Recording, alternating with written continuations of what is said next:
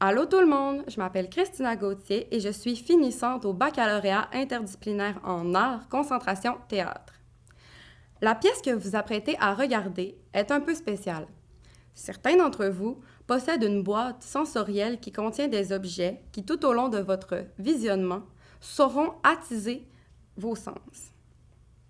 Les objets sont identifiés avec des points de couleur. À chaque fois que vous verrez une couleur s'afficher à l'écran, vous devez trouver l'objet correspondant et le sentir, le goûter ou le toucher. Pour ceux qui ne possèdent pas cette boîte, n'ayez crainte, la pièce sera tout autant intéressante. Avant de poursuivre votre visionnement, vous pouvez mettre la vidéo sur pause et aller faire votre chocolat chaud. Merci de participer à cette expérience créée dans le cadre de mon projet de fin de bac. Bon visionnement!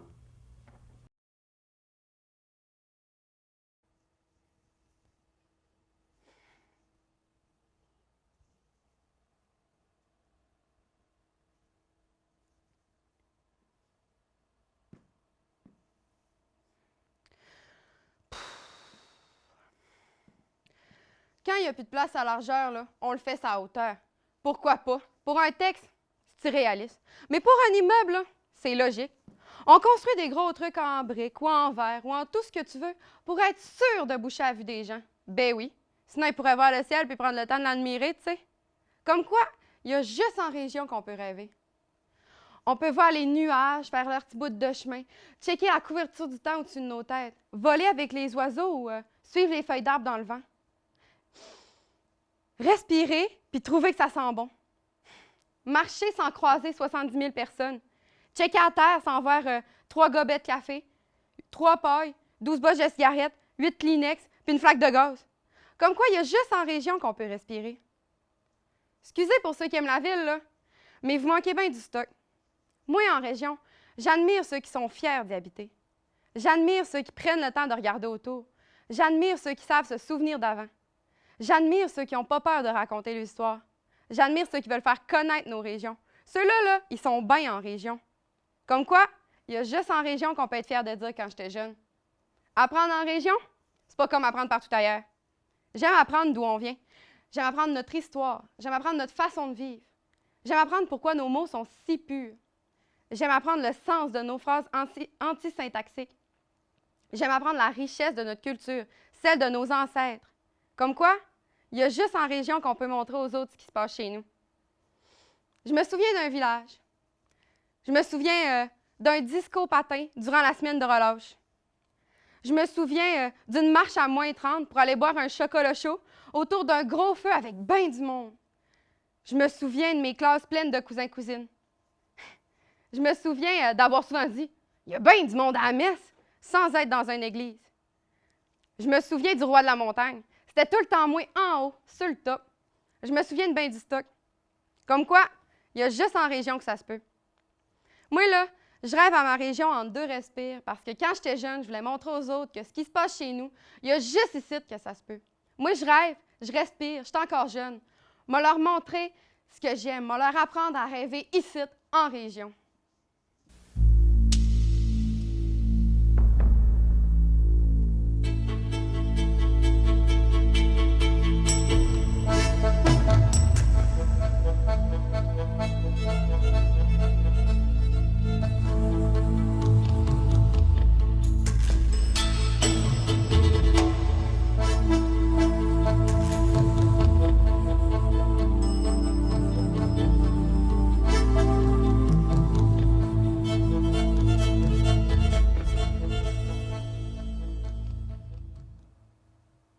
Entre le vide des mots, il y a un temps suspendu. Un peu comme volatile, étourdi. Un silence. Je remets mon souffle au centre.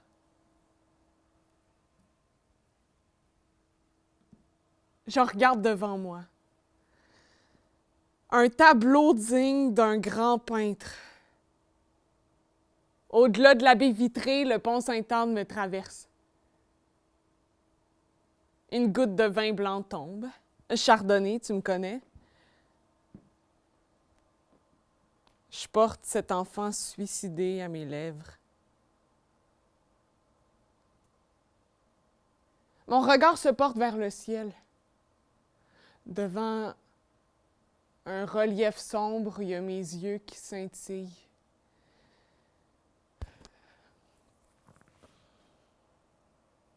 Ce dôme noir m'étouffe.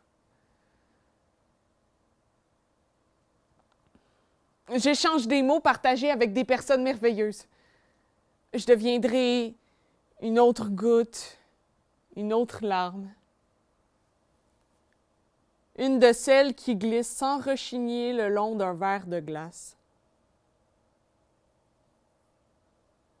Quelqu'un pourrait venir me ramasser, me porter à ses lèvres, puis m'engloutir.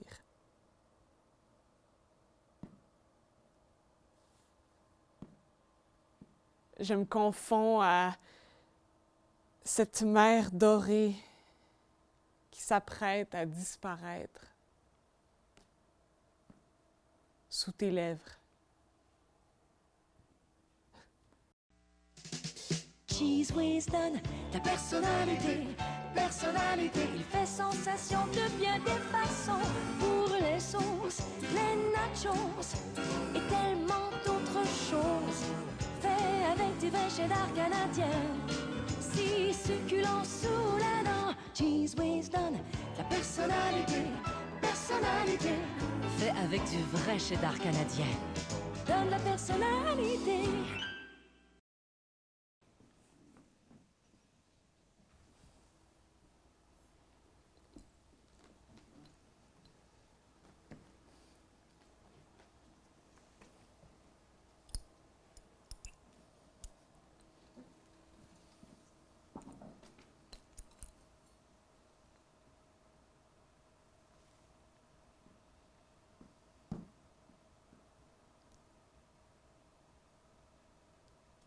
Impossible de se retrouver dans l'espace. Impossible de se voir ni de s'entendre. Impossible de se laisser une chance. Impossible de se rencontrer dans le noir. Pour ce qui suit ma pensée sans interruption, je suis capable de voir la reproduction intermittente de mes idées face à ma concentration infaillible. Voir quelque chose avec ses yeux et voir autre chose avec sa tête. Toutes mes journées sont construites avec ces deux images confuses qui s'entremêlent dans mon esprit.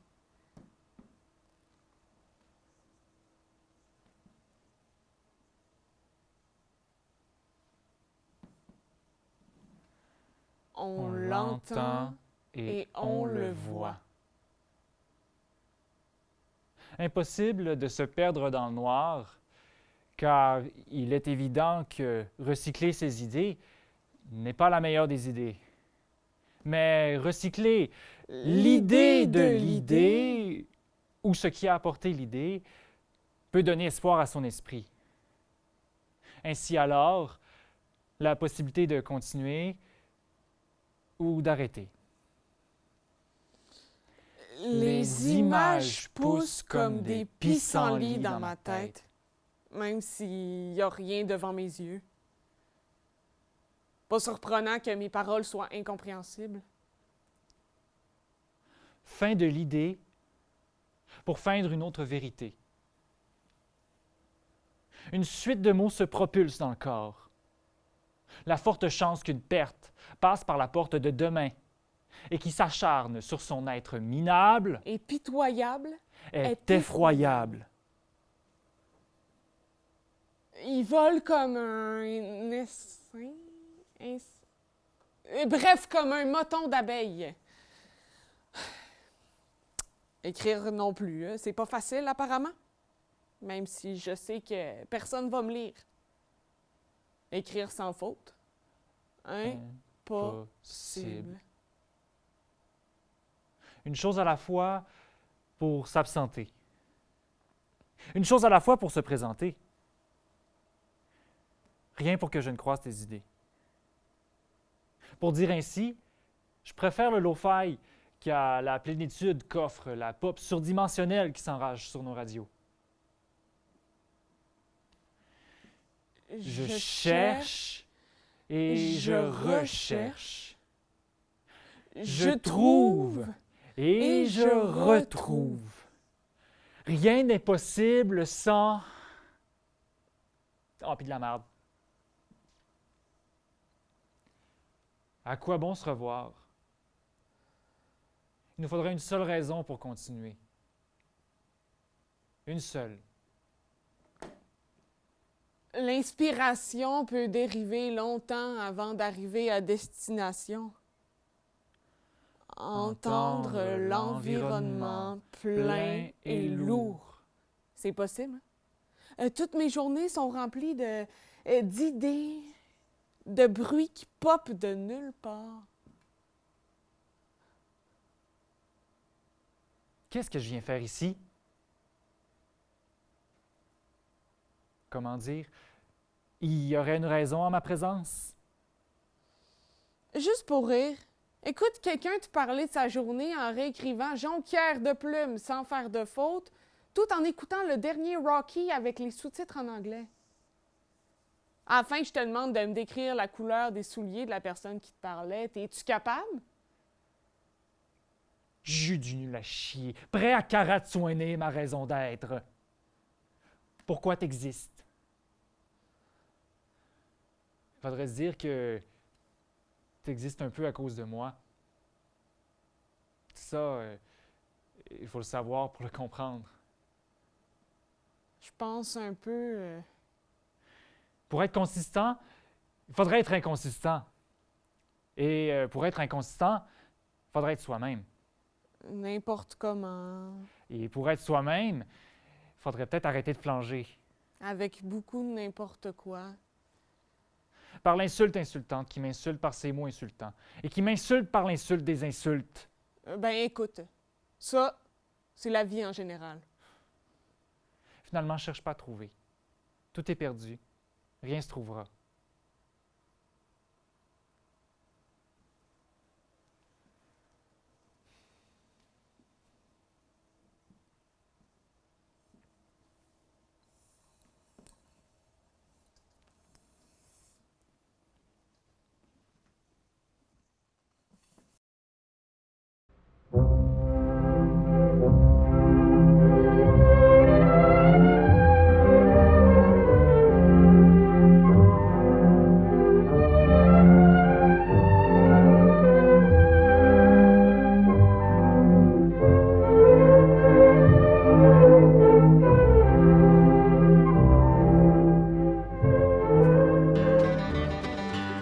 Hey, mon ami, t'aimes ça manger des pétates? Des pétates pilées, des pétates frites, des pétates au cheese whiz? Ben, Uncle Tom, il y a un super patente pour toi qui aime beaucoup les pétates. Le Willy Waller 2006. Oh, ça me gratte, là! Hein, ça peut pas être mon chandail, il est neuf, fait que... Hein? Y a-t-il quelqu'un d'autre dans la salle qui se gratte? Toi? Ah non, c'est sûr, c'est toi, c'est de ta faute, c'est psychologique. Oh non, non, non, non, non, je sais, je pense à ça. J'ai pris l'autobus tantôt. J'ai peut-être attrapé de quoi? Oh non. Oh non, non, non, j'ai peut-être des poux. Vous n'avez-tu déjà eu des poux? Parce que moi, oui, puis c'est pas drôle pantoute, hein, ça pique, ça grouille, ça saute de tête en tête. Inquiétez-vous pas, vous êtes tous à 2 mètres, hein? Sauf toi et puis toi. Oh. Alors, on dirait que ça me gratte partout, là!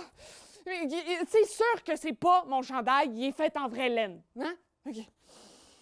Oh non, non, non, non, non, non, non, je sais, je sais. Peut-être que je fais une allergie à mon shampoing. Je vais commencer à perdre mes cheveux. Non, je vais devenir chauve. Tout le monde va m'appeler crâne d'œuf. Puis là, si je deviens chauve, je vais avoir froid l'hiver. Je vais faire une pneumonie. Oh non, si je fais une pneumonie, je vais mourir les poumons pleins de sécrétions. Fuck, j'ai dit sécrétion! Les tabous, c'est comme les caméras, hein? Il y en a partout. C'est des particules, c'est dans l'air qu'on respire. Chaque respiration qu'on prend nous tue.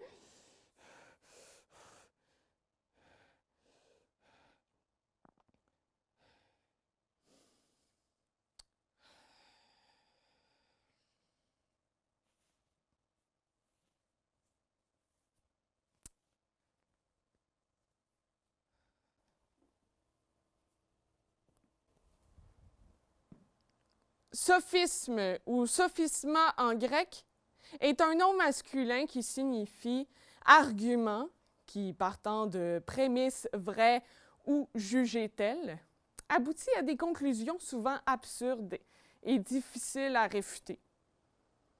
Il est à noter qu'il existe 17 principaux types de sophismes.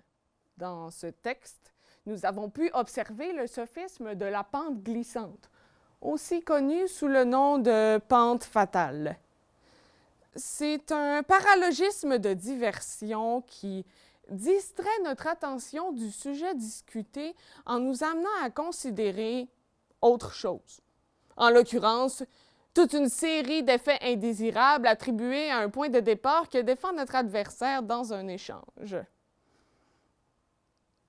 Le raisonnement invoqué ici est que si l'on accepte A, mon chandail me gratte, ce point de départ que prône notre adversaire, je ne devrais plus porter mon chandail, il s'ensuivra B, les poux, puis C, allergie au shampoing, puis D, pneumonie, et ainsi de suite, de conséquences indésirables en conséquences indésirables, et ça jusqu'à quelque chose de particulièrement terrible. L'air ambiant nous tue. Évidemment, ceci sert à invoquer que l'on ne devrait pas accorder à « mon chandail me gratte ». En bref, j'aime mon chandail et rien n'est de sa faute. La nuit, dans une cuisine qui pourrait être la vôtre, tout est calme. Ou presque. Le hippo des familles vit à travers le Canada et l'Est des États-Unis. Les hippos des familles sont de petites créatures timides et farouches, mais qui défendent leur territoire s'ils sont dérangés. Ils sortent la nuit pour trouver nourriture, eau et matériaux pour leur nid. Leurs plats favoris sont les chips, les raisins secs et les miettes de tartines de beurre de cacahuète. Ils construisent habituellement leur nid en utilisant des gants perdus, des résidus de sécheuse et des bouts de ficelle. Leurs nids doivent être chauds et doux. Les hippos des familles dorment presque 16 heures par jour. Ça a l'air vraiment vrai. Mais vous vous doutiez que ça ne l'était pas, n'est-ce pas? C'est pourquoi il est bon de réfléchir à ce qu'on voit à la télé et de poser des questions, comme vous venez de le faire.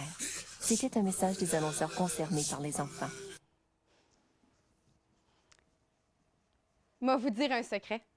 Moi, je suis devenue une experte dans l'art de faire des bulles de savon dans mon bain. Saviez-vous que le meilleur savon est le Karen Rose de Nivea? Chaque fois, c'est la même chose. Je trempe, je respire en écoutant de la musique, comme Patrice Michaud ou Milky Chance. Ensuite, je prends la fameuse bouteille qui me permet non seulement de sentir bon le propre, mais aussi de faire une superbe demi-sphère éclairée par la lumière jaune du plafond de la salle de bain des peupliers. J'admire les couleurs et les mouvements, puis je me dis, en réalité, une bulle de savon, c'est juste un mélange d'eau et de savon qui flotte autour d'une grosse boule de gaz. Selon Wikipédia, une bulle de savon est un mince film d'eau recouvert d'une pellicule de molécules savonneuses formant une sphère transparente. Cette sphère peut flotter dans l'air quelques instants, mais elle est très sensible au contact d'un corps physique. Lorsqu'elle est éclairée à la lumière du jour, on peut observer des irisations colorées qui rappellent les couleurs de l'arc-en-ciel. Pourtant, l'origine est tout autre. Ces irisations sont formées par les interférences entre les rayons se reflétant sur la surface extérieure de la bulle et les rayons se reflétant sur la surface intérieure de la bulle. Pour faire plus court, je fais des bulles de savon dans mon bain, puis j'aime ça. Oh, quand je me réveille le matin, je bouge pas du lit. J'ai pas envie de compote ni de toast. Je les ai tous choisis. Aujourd'hui, par quelle stratégie vont-ils jouer le jeu? Qui survivra alors qu'il ne doit en rester que...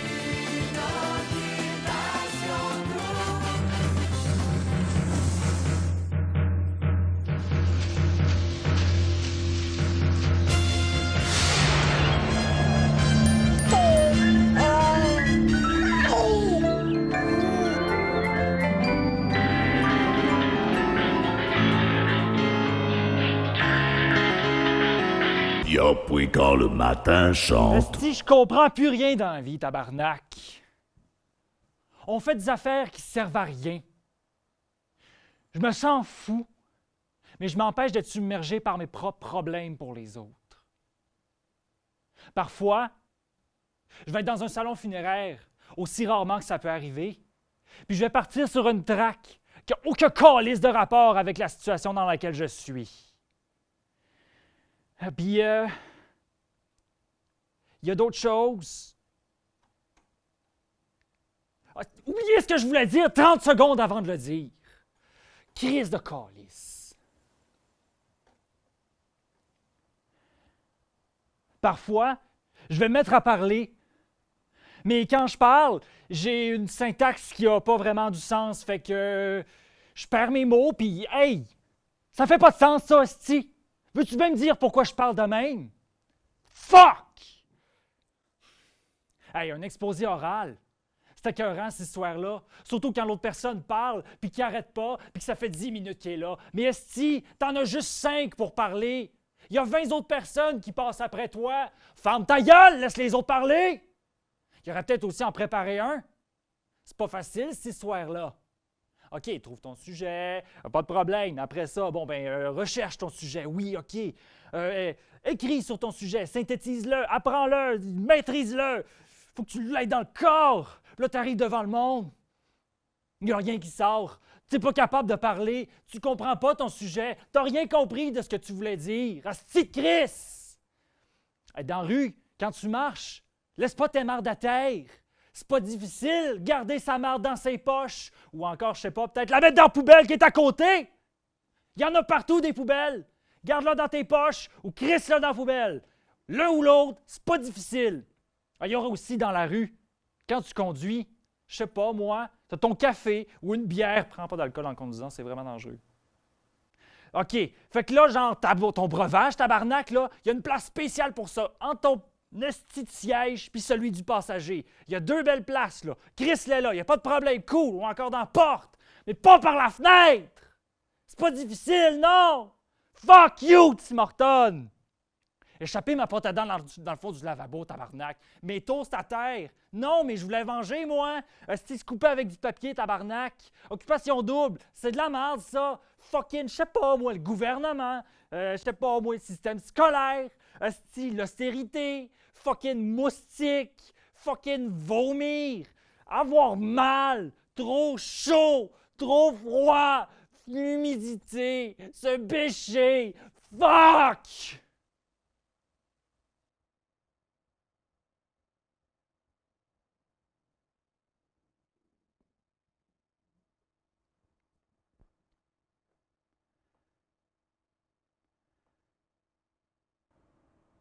Dans le fond, après toute la colère du monde, il reste juste une chose. Quelque chose qui nous suit, qui nous hante, qui nous fait peur, qui nous fait mal. Il reste juste la mort.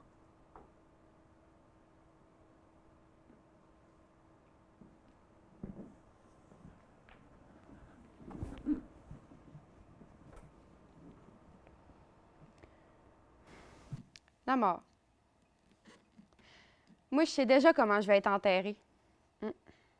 En fait, ça fait 8 ans que je dis à ma mère que quand je vais être morte, je vais devenir un arbre. Ah oui, t'as bien entendu, un arbre. Quand j'avais 13 ans, j'ai écouté un documentaire qui parlait des morts écologiques. Les ex-vivants avaient pris la décision d'être incinérés et mis dans des zones compostables contenant des graines d'arbres. Les résidus poudreux humains servaient d'engrais afin qu'un arbre puisse procurer de l'oxygène aux habitants voisins. C'est-tu beau, hein? En réfléchissant bien, là. Si tout le monde prenait la décision d'être enterré de cette façon-là, la situation planétaire, elle serait pas mal moins catastrophique. Je ne veux pas être pessimiste, là, mais je pense souvent à ma mort. Pas de la façon négative, non. Plus de la façon imaginative. Je le sais que je suis jeune, mais on ne peut pas être trop jeune pour penser à la mort de cette façon-là. Réfléchir au moment où le voile noir couvrira mes pupilles, créer dans mon esprit un dossier rempli de questions écrites sur des post-it. Des questions plus ou moins importantes, sur des sujets plus ou moins importants, mais quand même. Mon esprit critique me détache de toutes ces questions émotionnelles sur la venue, pas trop imminente, j'espère, de mon enterrement. Anyway, on va tous mourir un jour. Autant bien prendre la dernière décision importante de notre vie tout de suite, non? Puis les autres, qu'est-ce que vous voulez pour votre enterrement?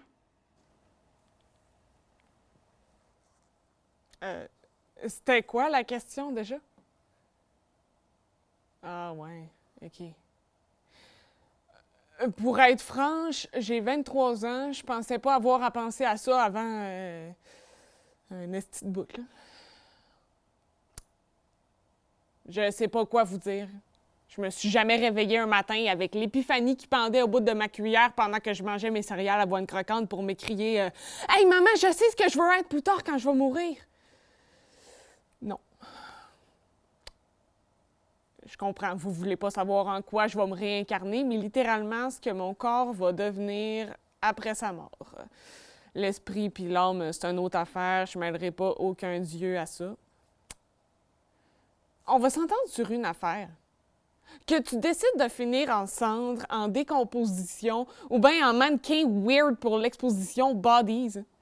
N'importe quoi pourrait venir fucker tes plans à la dernière seconde. Il n'y a rien qui empêche la vie de venir te donner une bonne claque d'en face à tes derniers instants, comme pour te dire que tu contrôles rien pantoute, finalement.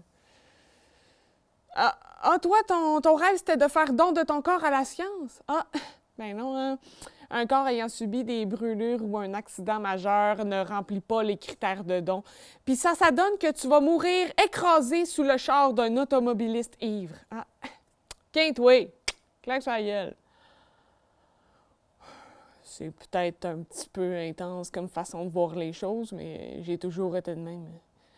Ça a toujours été bien facile pour moi de m'imaginer les pires scénarios en claquant des doigts.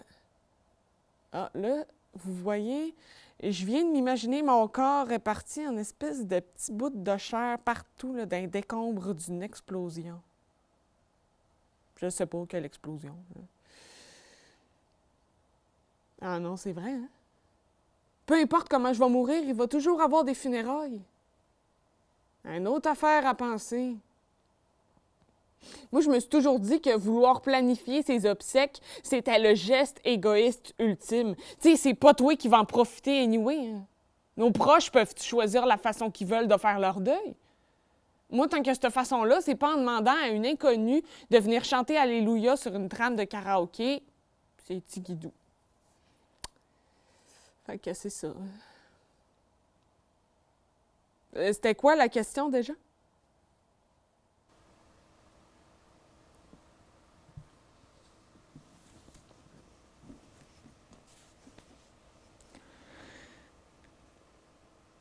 Comment faire face à la faim?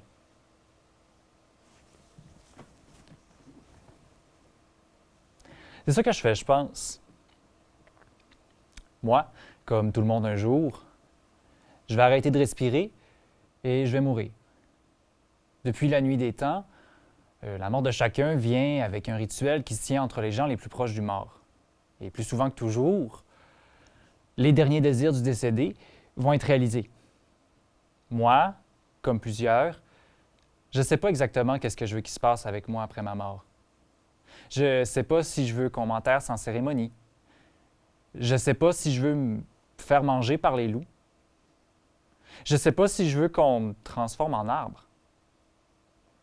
Je ne sais pas si je veux qu'on me donne une seconde vie en tant que chaise. Je ne sais pas si je veux qu'on me diffuse en cendres dans l'air.